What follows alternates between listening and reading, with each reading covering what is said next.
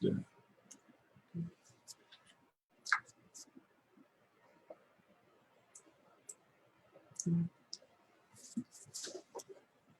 Good evening. This is Jerry and Carol McIntosh, and this is Let's Talk. This evening, we're going to address some of the incidents that's going on, especially with Breonna Taylor and what Trump has said earlier yesterday about the ballots and whether we should have any ballots or not. And also, we're going to talk about local early voting, and hopefully you'll address that. That's being addressed in your community as well, early voting, because it's so important that we vote early, and if not by mail, if you're going to vote by mail, vote early by mail so that your vote will be in and be counted. I know a lot of people still love to do in-person voting, but that's going to be important, Karen. Well, let's first start off to see how everybody's doing, Jerry. We hope everybody's doing well. Want y'all know the coronavirus is still out there. We're going to talk about it because it hasn't changed. It's still out there. The only thing of it is that too many people, I think they're getting immune to it. They are not as serious as they once were. I remember when it first start talking about closing. But you've got to remember that it still is taking lives. Over 200,000 people. It's just not a number. 200,000 people have died. And we want you to continue to wear your mask, to continue your social distancing, and continue to promote safety with your family and friends and the community overall. So Right. I wanted to say that. You definitely have to protect yourself. We say it over and over again. The only thing you have against this virus is your immune system.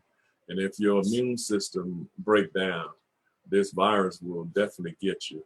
So you got to not only wear your protective, personal protection mask and everything else, but also try to eat as properly and take as many vitamins as you possibly can, so that your body will stay healthy. Really, the immune system. Yeah, you keep your immune system up, because it's treacherous out here.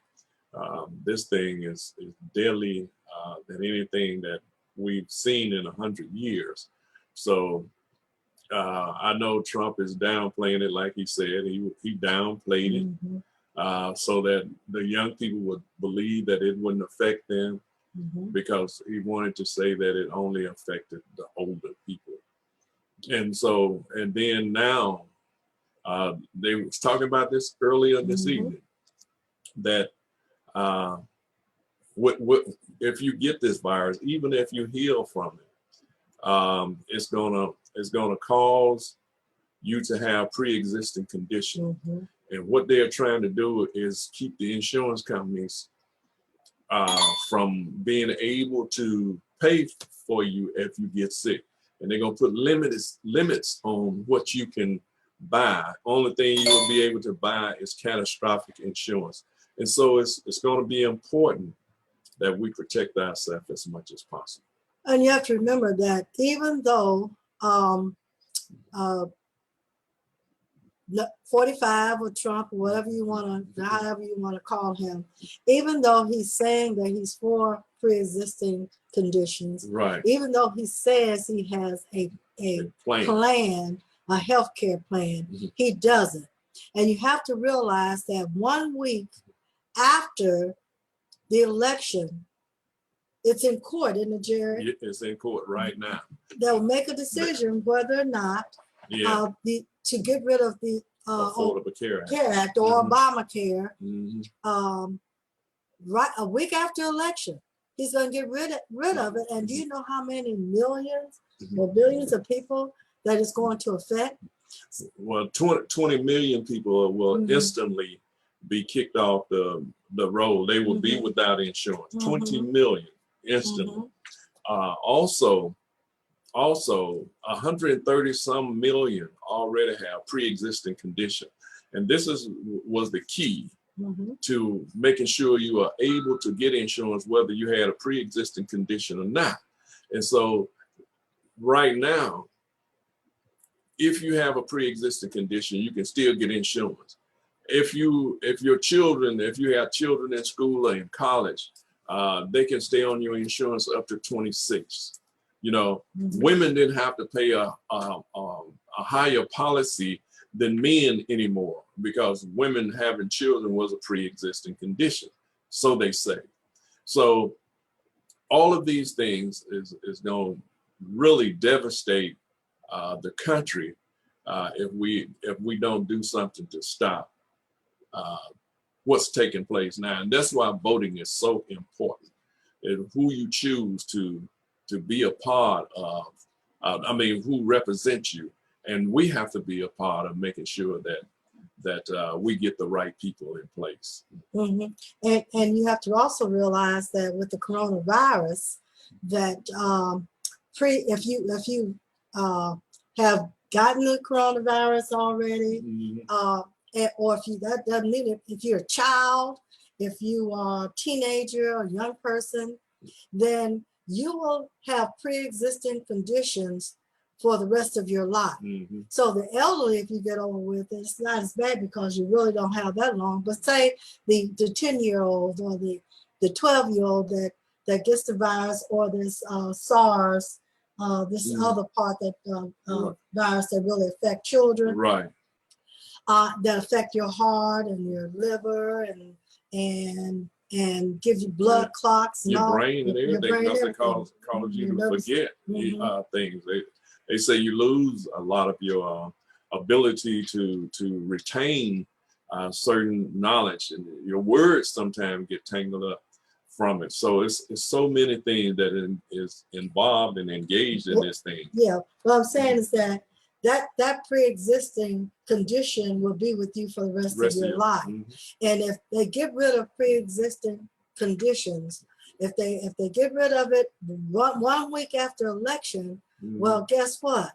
Then a lot of people are in a lot of trouble. So you've got to remember these things when it comes down to voting. This year in 2020, voting is the most important thing you could do. There's no excuse why you should not get out and vote. None. And so that's one of the reasons why you have to, I guess I get so excited about that. Sometimes I can think it's just urgent. It's the urgency of now. And you must realize that, and get everyone in your household, your family, your friends, your community leaders. Let's get out there and now let's make sure that everyone vote. Now, another reason I want you, before we get into Breonna, I want you to talk about, it was interesting what Trump said. We've been talking about dictatorship, totalitarian, and for autocratic governments. Through our Voices program, through our Community Conversations program, and through this program, we've talked to you and told you that the United States democracy is at risk. We're teetering on the brink of really a disappearing democracy. We already is in the autocratic form of government right now. When the Department of Justice, William Barr, can say that he's gonna go and start talking about arresting people, arresting the mayor of a city for people protesting. Already they're talking about ending your ballot. That's what Trump said yesterday, that he's gonna it would be good to get rid of the ballot. That way you wouldn't have to worry about a peaceful transition. You just have a continuation. And he's not playing about that. We've been trying to tell people for the last 3 years that everything they do is set up to be under a totalitarian government, form of government, and a dictatorship. And this is where the country is headed. And this will be, we've been telling you, this will be the last time that you will have a chance to vote in this country. Remember what Hitler did to the Jews over there.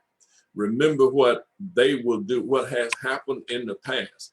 Slavery is, slavery only ended 100 and some years ago.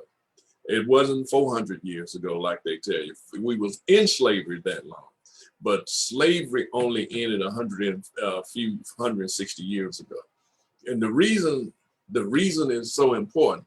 If you are my age, if say in your 60s, my grandfather, who was born in the early 1900s, was the first person of his family out of slavery. His dad was the first one that was freed, supposedly been freed in slavery. My granddad was the first generation born outside of slavery. My mother was the second, and I'm the third. So that lets you know that it's only been 100 and some years since slavery ended. And you got people right now that's already talking about they want slaves in the country. What they want to do to us. We are already under attack. We are already being abused through whether it's loans, redlining, housing, all of that has been going on for centuries, but they are trying to turn back the clock to the 1900s. And this is what Trump is telling people to do. Also, he's pushing violence in this country. When the statements he make, all you got to do is listen closely. People say, well, I don't want to hear nothing he got to say, but you have to listen to what he's saying so that you'll be aware and prepare for what's to come. Because if this man win again, all of us are in trouble. The country is in trouble. Under a dictatorship, you have no voice. We would not have the opportunity to do what we are doing now. You would not be able to criticize that government, that form of government under a dictatorship. You would not have no free media. None of those things that we see now will be available to us, because under a dictatorship, it's not allowed. One person rule. But I want to go back to the seriousness of what he said. One of the things he said yesterday was that there would not be a problem when the reporter asked him. And I just want to stress this: there would not be a problem if we just got rid of the ballots and just continued. That was something real for a president of these United States to say.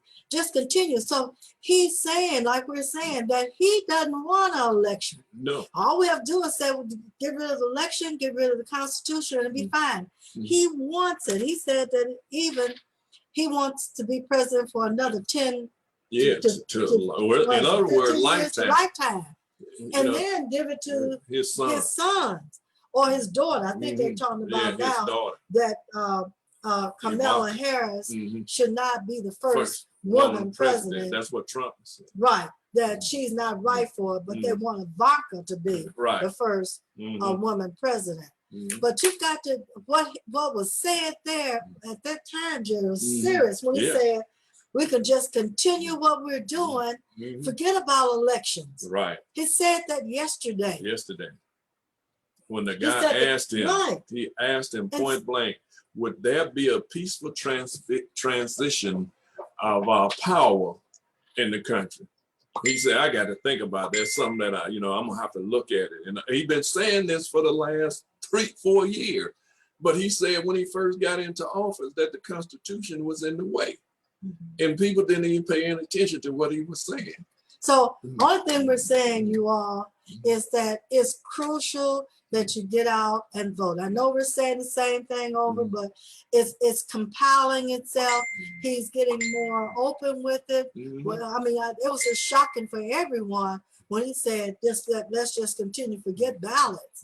What is this? And then to say also that he was going to think about whether or not he stepped down. Well, as of January 21st, the Constitution says if he don't leave there, they either take him out, or and then if there's no real No president. no president, as far as if the ballots haven't been counted and there's an issue with it, Nancy Pelosi becomes president.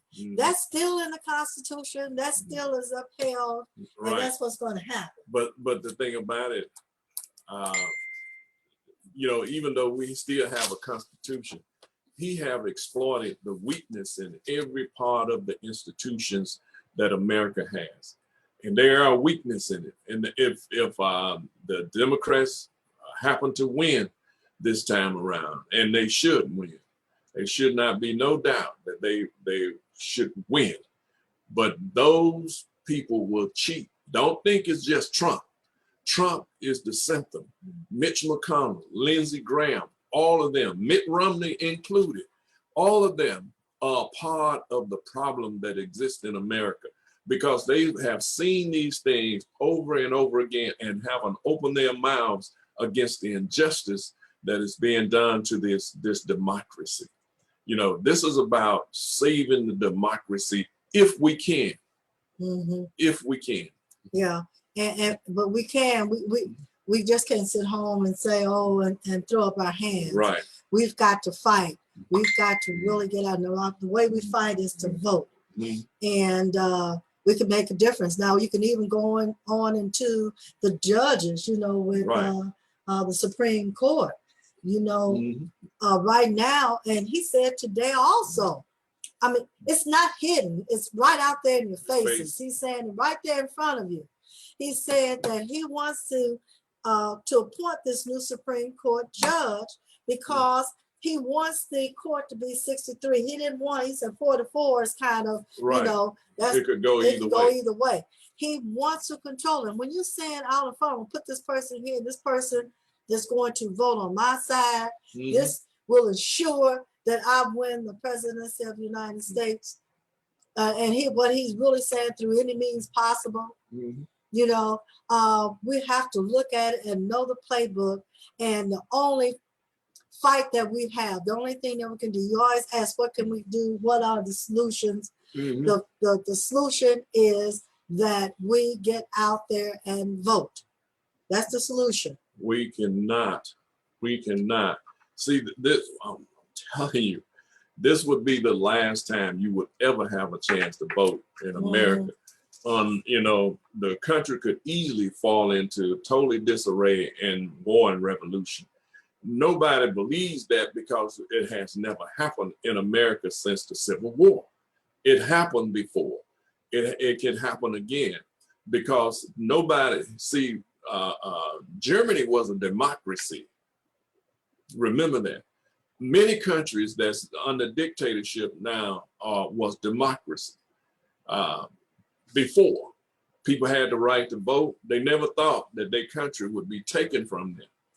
But America is on the verge, at the precipice of falling into totally disarray, anarchy, and war and revolution. Because make no mistake, Trump is sending signals to his right-wing militias out there. These right-wing terrorists, they are not militias, they are terrorists. They are not patriots, they are terrorists, because they are out there helping to inflame what is going on in this country. And they intend to do whatever they can to make sure that Trump is elected, because this is about the power of white supremacy in this country. So really, you're right. So really, the only thing we want to do, because we're going to get going to something else in a few minutes, but we really want you all to say and know the seriousness of the vote 2020. And then we're going to talk about a little bit something else and probably get back to the vote, because that's the whole key for 2020. We have 50 some days, and in those 50 some days, we're going to have to get out there and work and get to the polls. But let's talk about Breonna. Yeah. What do you think happened? Well, I think they did what they intended to do. They prolonged and prolonged it, thinking that if we prolong it long enough, that the people will not, it would have died down some, and we could go on and do like we did, been doing before. We all know, if you don't know, I'm telling you now, grand juries are set up so that they will protect law enforcement against being prosecuted for the wrong that they do, and the prosecutor for the wrong that they do. That's what grand juries are set up for now. They've supposed to have been set up for trials, like for people for racketeering and things of that nature. You know, they use that when they want to really convict somebody of a crime that they really didn't do. They use the grand jury to do a finding to make sure that that person is put in jail through the grand jury process. But in a case like this, that prosecutor, the AG, could have taken those people in. They didn't need a grand jury to do that. And I believe, and this is me, that they never even gave the grand jury what they needed to make sure that there was a finding, or what they call a true bill, to the grand jury. I don't even believe they gave them any evidence. I think they did what they did. They say, okay, we're gonna make this settlement and nobody will be found guilty. You know, if they take the settlement, everything gonna be fine. But people don't think like that no more. You know, justice, because it's not just about Breonna Taylor and Floyd and all the other people that's been killed. It's about the people that's still alive, that's subject to be killed and murdered by the state. And that's what's happening.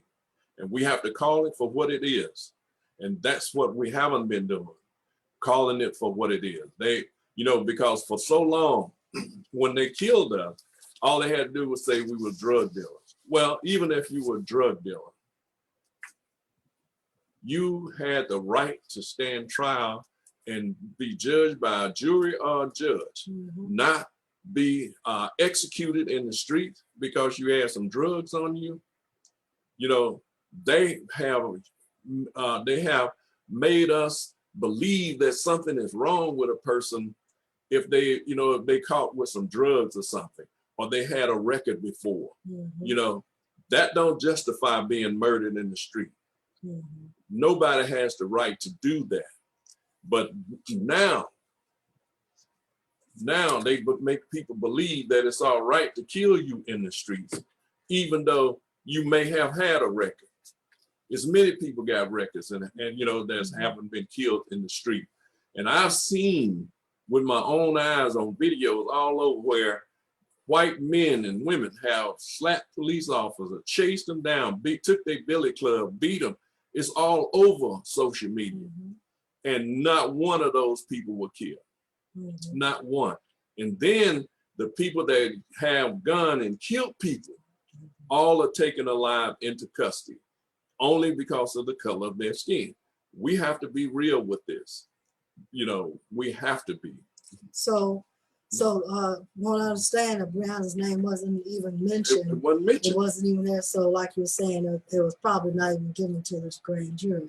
So I don't know what's happening now. I'm sure they're still marching. They're very upset, protesting, and whatever. You know, another thing when you said protesting, because now they're saying protesting and putting protesters and riots around the same, especially when it's Black Lives Matter. Exactly. And trying to equate it as the same when it's not. Protesting is a First Amendment right. Exactly. And for the government to try to now make it so that it is unconstitutional or is a problem when you want to protest, is not right, because that is a First Amendment right that we have to protest in these United States of America. And what we have to watch is what they are doing now. They are putting in laws for protesters. In Memphis, I mean in Tennessee, they have put in some laws that's so draconian that if you are protesting on government property, or you are protesting on the street in traffic, you can be given a felony and given up to 5 years in prison, or 7 years, or somewhere around there. Now, DeSantis here in Florida said this evening that they were going to try, because of what Bloomberg is doing, to get some 30,000 people restitution and fines paid, that now he want to start giving felonies to protesters that protest in the streets. Mm-hmm. You know, he wouldn't even approve Desmond Meade's. yeah, You know, Desmond Meade was pardoned. right. Desmond Meade was trying to pardon. Desmond Meade is the founder of Florida Rights Restoration. And he's been all on TV. He was all on TV yesterday. Wouldn't even pardon him. And he's one of the 100 most influential people in the United States. He's in that magazine right now. You've seen him. You've had to have seen him on shows and MSNBC, everywhere.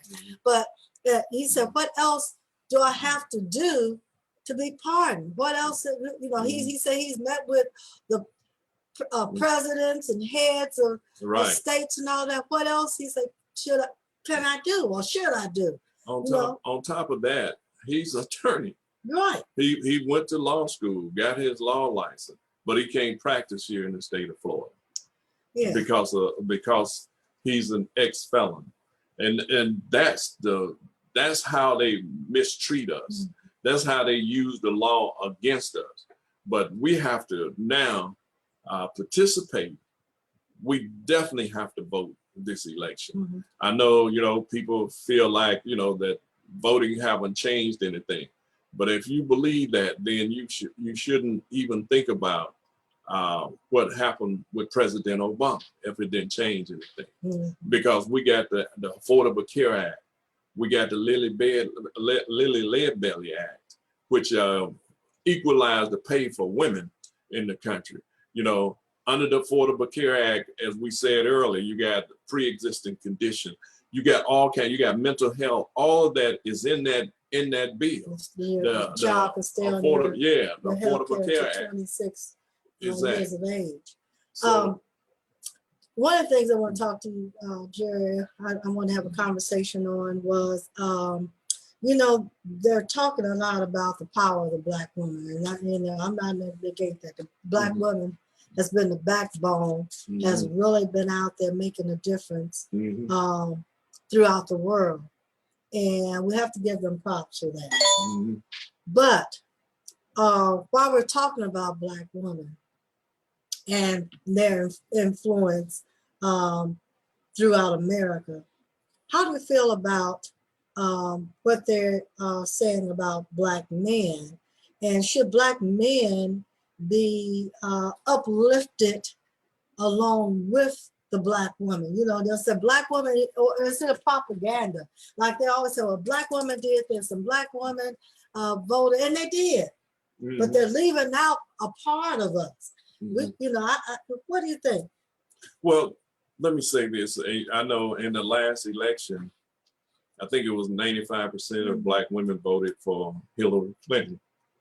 Some 8 to 15%, I think, Black men voted for Trump. You know, misunderstanding what this democracy was all about. But by the same token, you had 80-some% of Black men voted for Hillary Clinton. So we are not really divided as people are saying. I think we need to drop the thing that, you know, it's you know, that, and the thing about it, Black women deserve to be uplifted, because for so long they you know, one of the things Malcolm X said was the Black woman was the most disrespected woman on the planet, and not only from white men, but sometimes too often by Black men. And so, but now we are seeing this swing against and separating Black men and women.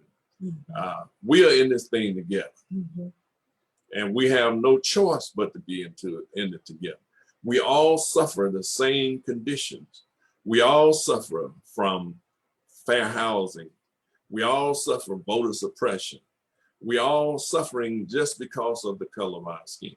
Malcolm X said it a long time ago, said, police don't bust your head because you're Muslim, because you're Baptist, because you're Christian or whatever you may be. They bust your head because you're black.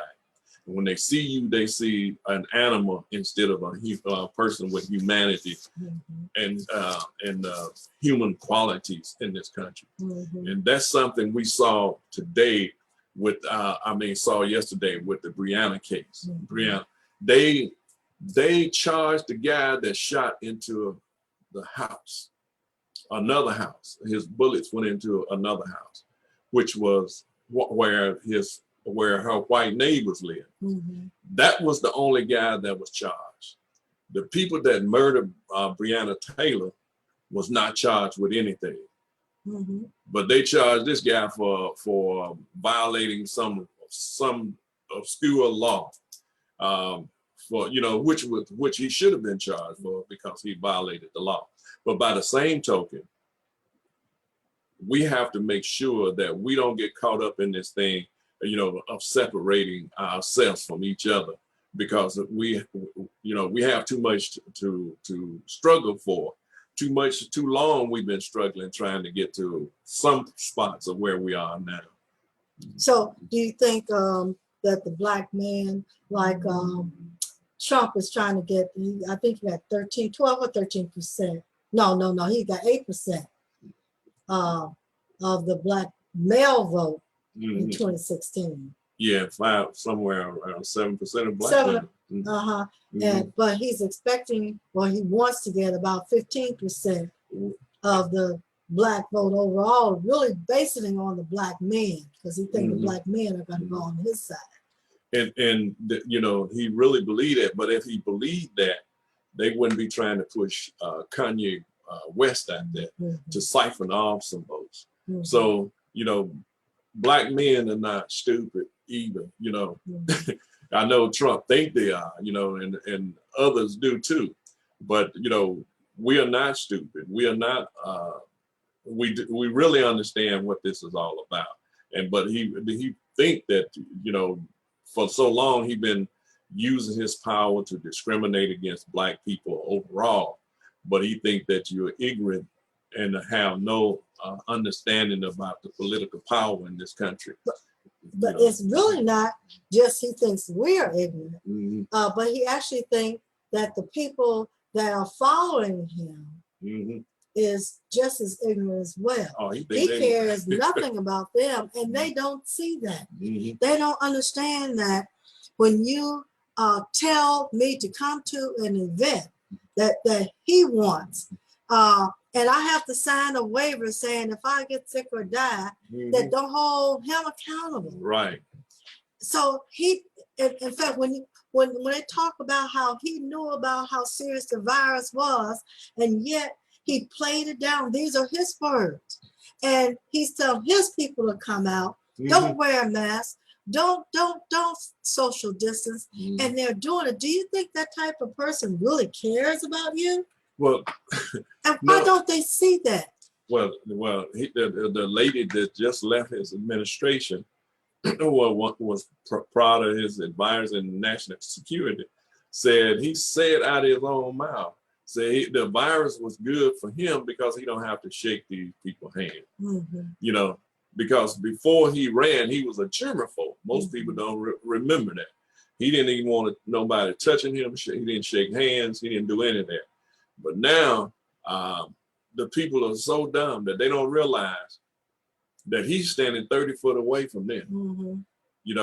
And if you notice, he makes sure the people in back of him, most of them got a mask. Well, all of them have to have a mask. Yeah, that's required. If you're behind, because you're a little closer, and they don't want no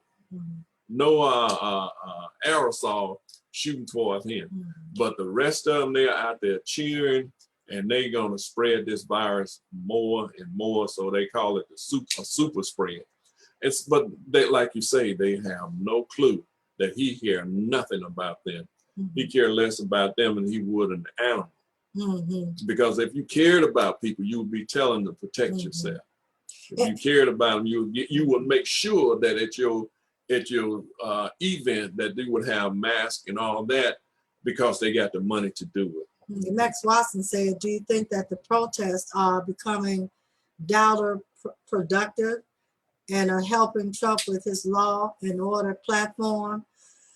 You know, that's something that you really have to talk about, because it's twofold, I think. You have to protest. That's your right to protest if you think something is wrong. And what I think Donald Trump is doing, and his enablers, they are placing people out there. Oh, These aren't the protesters doing all of this riot, and they've shown that on TV. They've shown on Facebook pictures of white individuals breaking out windows, looting the place, but they want to put it at the foot. I always said, put the foot of the Black people, Black Lives Matter. And sure, it's falling into Trump's hand, but it's falling in his hand because he's designing it to fall into his hand. Him and his minion. But see, most of the time when you see these places set on fire and all that, these are provocateurs, like Kara said. They are sent in to do that, to put doubt on the protester, or to delegitimize their creative right to do what they were doing. And they do it all the time. They did it with Martin Luther King in Memphis. They hired other Black people to go in and start breaking windows, and they found out who they were. The young men told them who was paid to do it. We knew in St. Louis and Ferguson, when we saw the blaze that come up out of these buildings, these huge factories.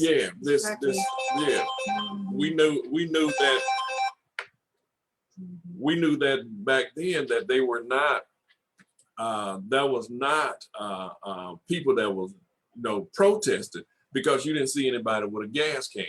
You saw people that were marching and protesting. Yeah, they were they were taking advantage of the looting, because the store open, if it was broken into, when the store, they're gonna go in.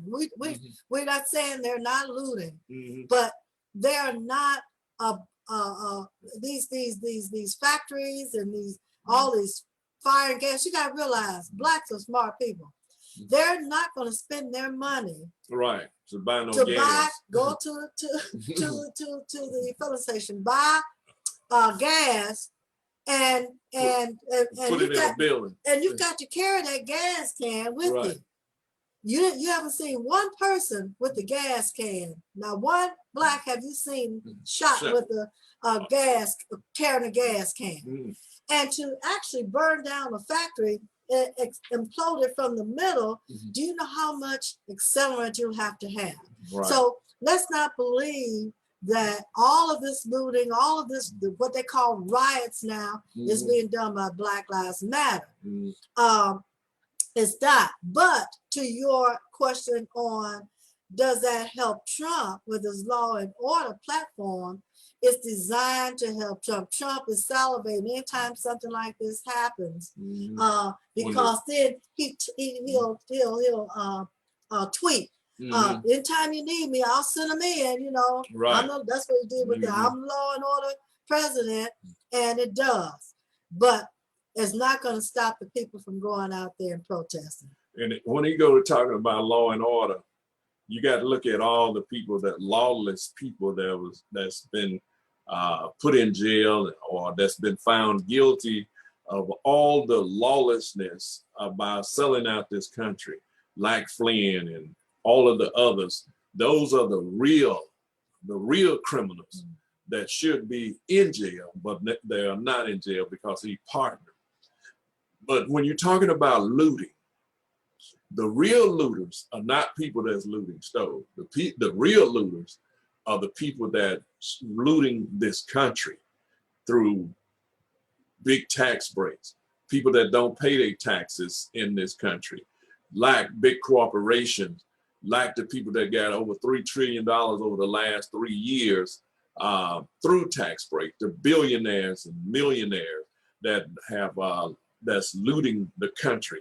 So, it's a good thing what Bloomberg is doing, $16 million, but he could have put a lot 10 times more than that in there. Somebody with 50 some, almost $60 billion, and he raised 16 million. Well, you know, you could have come out of your pocket with another 16 million. I mean, that's a great thing. He just didn't have to do that, but he might do some more if needed. I think if more is needed, he will. I want to read Sharice Hudson Bland said, Mitch McConnell is so hypocritical. They wouldn't let Obama elect a Supreme Court justice, but let Trump elect one. And you're right about select one. You're right about that. Another Republican racist will only benefit Trump. Like we said earlier, he knows that. And that's why they will, and you can't stop them. Push through this Supreme Court judge. And she's right about how they, what was that, Graham, what was that, Lindsey Graham? Lindsey Graham, he said, hold me accountable. Yeah, hold me accountable. You know, mark my words now. You know, play this. And, I would never believe nothing them people say, because they don't believe in truth and righteousness. Right. They don't believe in none of that. It's not just Trump. I know. That's what I'm saying. It's all of them. It's the Senate. It's all of the Republicans that are enabling Trump to do it. He couldn't do it without their assistance. And so we've got to, again, we're going back to voting. We've got to get out and vote, and we've got to vote the Senate out. We've got to vote early. We've got to vote absentee ballots. Don't let Trump scare you into not doing your absentee ballots, because the only thing that we're asking you to do now is to send them in early. And we're going to talk about a little about that. Thank you, Cherie, for that statement. One of the things he said last night, well, it won't be no projects in the suburbs out by your house. Yeah, and you know that was an open. You know, they come about dog whistle. No, that was a bark. That was a. Well, he's been doing it. I know he's been doing it forever. I mean, he's been talking about black and white. He's trying to scare the whites to say the blacks are coming into your neighborhood. The blacks are going. That's but it's the other way. But even at that, it's the other way around. Black people are being gentrified out of their neighborhood. So you know, we have to. For him to, he's so old and stupid. But it's not really even about. It's not really about that. He doesn't care about that. I know. All he wants to get into their mind is that the blacks are going to come and get him, just like he did with the Mexicans. The blacks are coming. Right. They're coming to your neighborhood. All the other stuff that matters is psychological warfare. It is. You know, that's all it is. What he says, he doesn't believe some of that. It's he's saying, and you get it, like I say, throw it out there. Get in your head and make people wonder and think, oh wow, this is going to happen. But I know our time is going a little bit. I do want to get into the early voting dates. You know, the last date to register here in Florida. We're talking about Florida now. Is October 5th. And the first day of early voting is October 24th, and it ends October 31st. Now, for early voting, if you're not comfortable going out, say if you're comfortable, I'll say going out, early voting, you don't have, not here in Florida. In other places, early voting have mass lines, but here in Florida so far. Well, here in Pensacola. Well, in Pensacola, because you have South Florida, they have a lot. You know, you got Jacksonville, Tampa, Miami, all of those areas down through there, Orlando. So it's more people in those areas. So they're gonna have, you know, even in early voting, they're gonna have lines out there. Well, but they have to make sure they give you a time when the lines are going to be a little longer. But you've got to remember, I don't care how long you have to stay in that line. Right. You need to stay in the line. Take your lunch. We work closely with Black Voters Matter. And Florida Rights. And Florida Rights. But Black Voters Matter, we're going to have a lot of people out. We're going to have a bus here in Pensacola. We're going to be really pushing a lot of things in this area in regards to voting. Getting out early voting, getting people excited. empowering people. That's why we want you all to ask questions and talk about it. And if there's something you all want to talk about, get out, you're welcome to email me and get on the show and talk about it. And my email address is macintosh7756@cox.net. Call me. Say that a little slower. I'll say it a little slower. Macintosh7756@cox.net. If you want to get on the show and talk about some of the issues, if you know of something in the community that can empower the community, that can help the community, get on the show and talk about it. Tell everyone about it. And it doesn't even have to be here in Pensacola, because everything is intertwined, you know. Right. And so if there's something happening in Detroit, if there's something happening in I would say Arkansas or Right. Georgia or whatever, it might benefit us here in Florida if we knew about it. So you've got to speak up and talk about some of the things that's going on, how we can help each other. I want to say, Carolyn Williams said, Dr. Trump, he isn't stupid. He knows exactly what he's doing. It's a mind game. That's exactly why I say he's getting up, trying to get in people's mind. And if he can scare enough whites to get out there and vote, if he can scare enough blacks to say, I'm scared, I'm not going, because he's going to say that we're going to have all these people at the polling place, all these militia people, and we're going to do this to you and we're going to do that to you, that he thinks that the black community will not come out and vote. He has another thing coming. I'm telling you. He hasn't, it's not going to work. And the thing about it, what he failed to realize, we are not scared of no right-wing militia, terrorists. We done been through that with the Klans, the Nazis, the skinhead, and we are not afraid of no Boogaloo boys and all of them. So that's not going to stop us. Nothing can stop it. One of the things that Martin Luther King was right about, if the vicious and maliciousness of slavery couldn't stop us, what we face now will never stop us. We are determined to do what we need to do to live a better life in this country. And we're going to do it. Now, the deadline to request a vote by mail ballot is 5 p.m. Saturday, October 24th.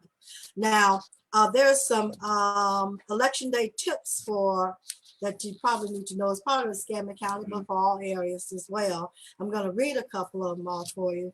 If there's something else you want us to say or to put on Facebook on the show, then type it in and we'll announce it as I read the tips. Please bring your mask. The election workers will be wearing their masks. So when you go in, don't assume that there'll be masks that they're going to give you. Wear your own mask.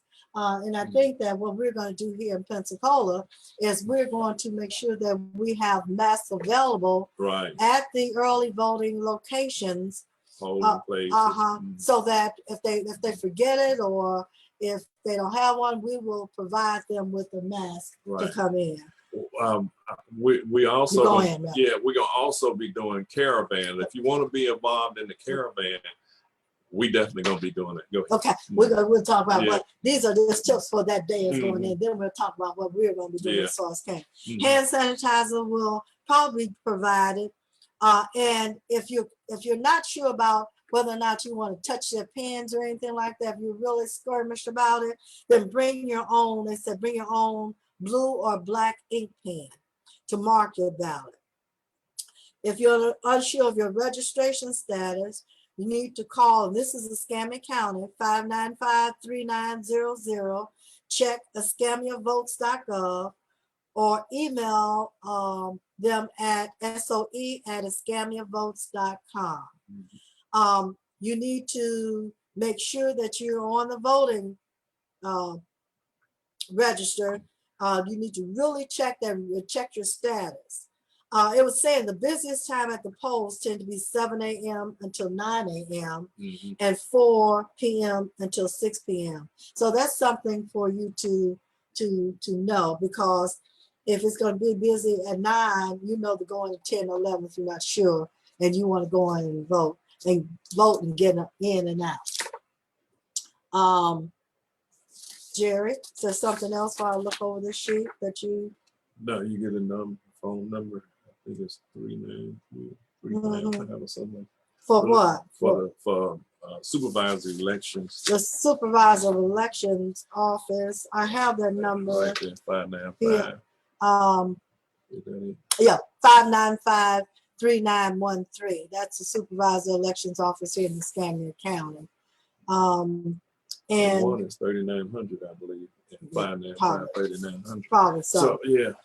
And also check your ballots. Now, if you vote by mail, check your ballots because you can just, you know, you can watch the process and see exactly if it's been counted or not. Mhm. And That's very important. make sure you sign those. If you're doing vote by mail, make sure you sign it inside and out. Because they're going to check that. That's going to determine whether your vote get counted or not. Yeah, I really think we really need to have a show on. Yeah, actually showing when you get a sample ballot. Yeah, showing them exactly we're gonna do what you should do and actually walk them through it. Mhm. It might seem a little simple, but I think if we actually do that, it makes it more important. Oh, September 31st. Is that September 30th? What's The last day for the census. yeah, Yeah, the last day. yeah. I thought they extended Yeah. until October. They're in October, but they're still saying September. Yeah, they still saying September. And so, unless something changed, well, I know there's people that are already taking it into court. So, you know, I don't know when the ruling gonna come. well, right out. now it's still September, Right. the end of this month. Mhm. And so, please, please, please, again, get your census completed. There are only 10 questions. Really, really look into that if you haven't already. And they simple questions. Now, Carolyn says she says, I have 6 family members that will be voting for the first time. Yay, Carolyn. Yes, voting for the first time. Those 6 that are voting for the first time, we're going to have, that's what we'll give our t-shirts. So for people that vote for the first time, Carolyn, let us know and we'll have some Black voters t-shirts for them. Black voters, Black voters matter. Black voters matter. T-shirt. Well, it's Black voters matter t-shirts. Mhm. I need to show those t-shirts. And we got some wristbands, buttons. Yeah, Mhm. but Yeah. we'll give them a t-shirt because Right. it's their first time. We're real happy about it. Mhm. But please, and we'll probably do that for first time voters. We have plenty of t-shirts and other items that we want to give out. And for how important would it be for the first time voter to get something special? Right. So Carolyn, we're proud of you and we know what you do. And we know the work that you do. And we know you're out there pushing to make sure that we're successful November 3rd. Rodney Jones, I know he's on Facebook, and if he can give us a call if there's any information that you think that we have not given out. Mhm. We will be on every Thursday and every Sunday. Yeah. And we're talking about issues. You probably get tired of hearing from us. You probably get tired of hearing us talking about voting and what this administration is doing. But believe you me, if you don't, we're just trying to get it in your mind, the seriousness of where we are right now. It's very serious. Mhm. It's gonna get, and if you think it can't get worse, Michelle Obama was right. It will. Mhm. And not only can it will. There's no doubt. There's no doubt in my mind. Mhm. Oh, we got Rodney calling in. He might have something that he wants to say. Rodney. Hey, Mr. Max. Hey, everybody. I just wanted really quick just to say something ain't gonna take up much time. Just want to talk about really quick that $16 million that Bloomberg gave for returning citizens. I want people to be on the listen and the lookout because that money's going to be coming down the pipe, and we want to see how it's going to be allocated for individuals who need to pay their fines and the restitution so that we can vote. We're trying to hurry up. We put in a call today, Mr. Mack did, to FRRC to see where and what agencies they're going to allocate that funding to so that we can hurry up and get the ball rolling to get some of these returning citizens in the voting screen. And that's all I wanted to share really quick. Rodney, I know you and Jerry, I know you all are working on it, you and Jerry, but we're trying to get some money here in Pensacola quickly in surrounding areas so that we can get these individuals fines and fees paid for. Is that right? Yes, ma'am. In fact, I talked to I left a message for Miss Allison Moreno, who's with DNC, and they're trying to, with the national organization, Leo Eubanks, connected with me with her, and I left her a message tonight, and I'm waiting on her to return my phone call so that we can see how they can push towards getting us some money up here on this panhandle to turn it blue. Now, Rodney, is there a number? I know if people hear this, they'll want to jump on it right away. Is there a contact number, or should they just call FRRC? Well, you can call, but they've been late sending out a text message. Yeah. And they've been late sending out a text message and kind of giving you a website to go to. Oh. So it's kind of going back and forth. That's why I want to get some definitive information. I really want to talk to FRRC, talk to Mr. Devin Lees and see definitively, should they use the number? Should they use the email? Which one should they use? Because I don't want our returning citizens to be confused and get hung up and can't get that paid, those fines, fees, and restitutions paid. Well, I think that we should do this show. That should be a big part of our show Sunday, Rodney. Let's do that. Let's do that, and we'll have the information. Everybody's listening. We're going to have a lot of information on Sunday's show, 7:00 p.m. Eastern, Central, on these fines and fees that can be paid not only in Pensacola but all over. Like I said, State of Florida. State of Florida. Yeah. Okay, state of Florida. And so we'll have all the information for you. Rodney and Jerry is working on it now, and then we can get this ball rolling because, like I said, we only have 50-some days left to do this. Okay. When I get off, I ain't gonna hold y'all up. Thanks, Rodney. Okay. All right. Thanks, Ron. You're welcome. Thank you. All right. Okay. Well, I think that's about it, Jared. I think we've, next week we're gonna have. Well, I want to say next week Sunday should be a good show because we're talking about paying the fines of these returning citizens. If we have some more information, specific information on the voting process and what we're going to be doing to promote the voting process, how to register. We have until October 5th, so we've got about another 2 weeks to actually register people. So we're going to be really, really working and trying to get things done. If you want to work with us, Jared, talk about the caravan. Oh yeah, we're planning to. We're going to be doing the caravan. I know some of it on weekend going to be going to Jacksonville, to Panama City, but around here, the Black Voters Matter van will be going there on weekend. But here we'll have the van during the week as well, Black Voters Matter, and we're going to be doing the caravan through the neighborhoods. We're going to do the bullhorn. We're going to have the T-shirts, the armbands and all of that, so that if you want to join us, give me a call at 850-206-3776. That's 850-206-3776. And we're going to do these caravans. We're going to be encouraging people to get out and vote. You won't have to get out your car per se. We'll meet up over at Move for Change office and start doing these caravans during the week, and we're gonna have a couple weekends in October. October too. Yeah, but October. it's we got the power. This is the thing.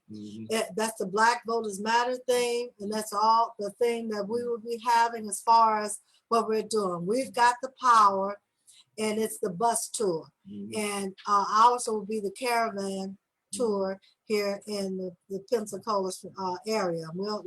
We want everyone to be a part of it. So if you're interested in being part of the caravan, if you're interested in working with us along with Black Voters Matter on things that we can do to empower the vote, especially the Black vote, please give us a call and we'll be glad to have you work with us. We're going to do a Zoom meeting as well in Right. regards to everyone that wants to participate and add their voice to what we can do to empower the community. But with that, Jerry, you have one last word to say before we I just leave wanted y'all? to say, you know, you're saying that we're going to have a Zoom meeting. Yeah, we'll have a Zoom meeting, but we definitely want your input and strategies on what where we need to go. Well, that's the Zoom meeting. Yeah, right. So Yeah. That's a Zoom meeting. So if they show of interest, Mhm. if you want to be a part of it, Yeah. you call, and then we will have a private Zoom meeting with all the interested parties. Is what Mhm. I probably need to clarify Mhm. that, and then we'll present it to everyone in the community to ensure that everyone is empowered. But with that, I think we're going to let you all go and have you all eating. But no, before we go, we cannot go, Jerry. We need to just briefly talk about Hurricane Sally that hit Pensacola. Yeah. And if you were affected in any way, we hope that things have gotten better. I don't know. We didn't see FEMA. Did anybody see FEMA? We weren't declared a disaster I don't state. this disaster area, we should have been declared a disaster area. And I don't know if they've done it yet or not. But if you all need something, if you know someone that needs something, has some kind of concerns, please let us know so that we can get out and pull some strings or find resources. There are a lot of resources. There are a lot of people doing great things here in Pensacola. I'm sure in all the other areas, but here in Pensacola, I'm hearing such great things. And there's food drives, and there's just all kind of things going on. Right. Want to shout out to Class of '66, who this woman lost everything, and they pitched in right away and got things together and presented her with food and monies. So shout out to Class of '66 and the Epps Christian Center. They've been out there a long time doing food drives just about every week, I believe. And it's a lot of organizations. Don't want to start shouting out because we'll miss someone, Yeah. and then I don't want anyone's feelings to be hurt because a lot of people are doing great things here, and I'm sure they're doing it in other states. We want to say go ahead. kudos to all of those who are doing it and doing it well. And so we just have to reach out and help other people. The power and the greatness comes from the people that are giving, not the receivers. You're blessed to be the giver, and you must always remember that. With that, we're going to say good night to you. Okay. All right. Good night, y'all. We'll see y'all. We'll talk to you Sunday. And thanks for watching. Yeah. Thank you.